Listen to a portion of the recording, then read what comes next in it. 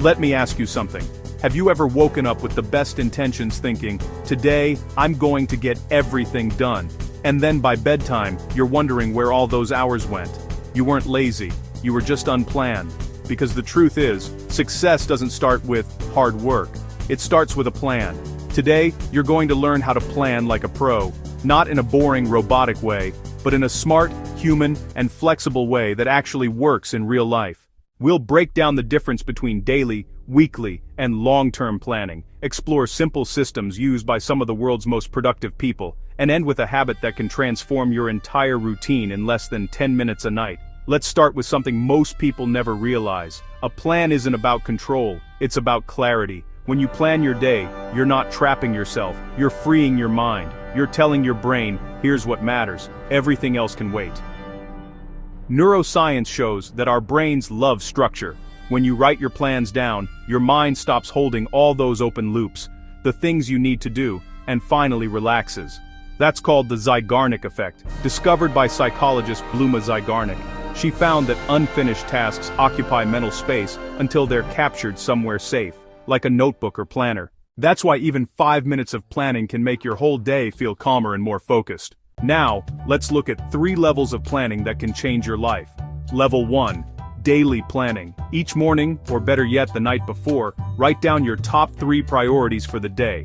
Not 10, just 3. These are the tasks that, if you complete them, will make the day feel successful, no matter what else happens.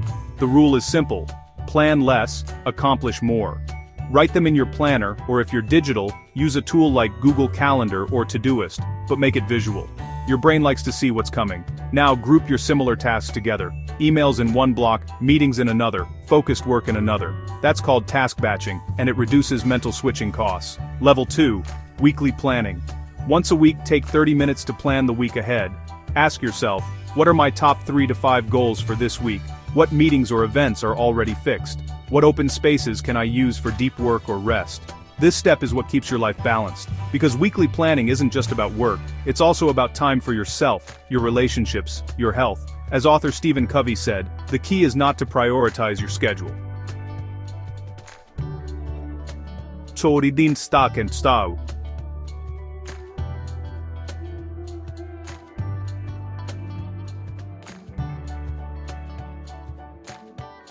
So dar priority. If you don't plan your own week, someone else will fill it for you. Level 3. Long-term planning. This is where your dreams live.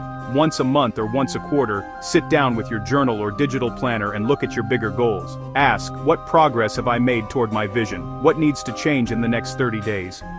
What's one thing I can do this month that will matter a year from now? Long-term planning gives direction. Weekly planning builds momentum. Daily planning keeps you consistent. That's the rhythm of a pro. Now let's talk about tools. Some people love digital planning. Apps like Notion, Google Calendar, or Todoist keep everything synced and accessible. Others prefer analog, pen and paper, bullet journals, planners, and research supports both. Studies show that writing by hand improves focus and memory, while digital tools make it easier to track and adapt. The key isn't which tool you use, it's that you actually use it.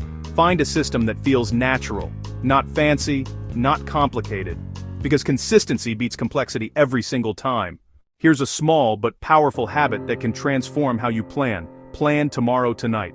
Before you go to bed, take 5 to 10 minutes to look at your calendar and write down your priorities for tomorrow. It does 2 amazing things. First, it reduces morning decision fatigue. Your brain wakes up knowing exactly what to do. Second, it tells your subconscious to prepare overnight so you start your day already focused. It's simple, but it's life-changing.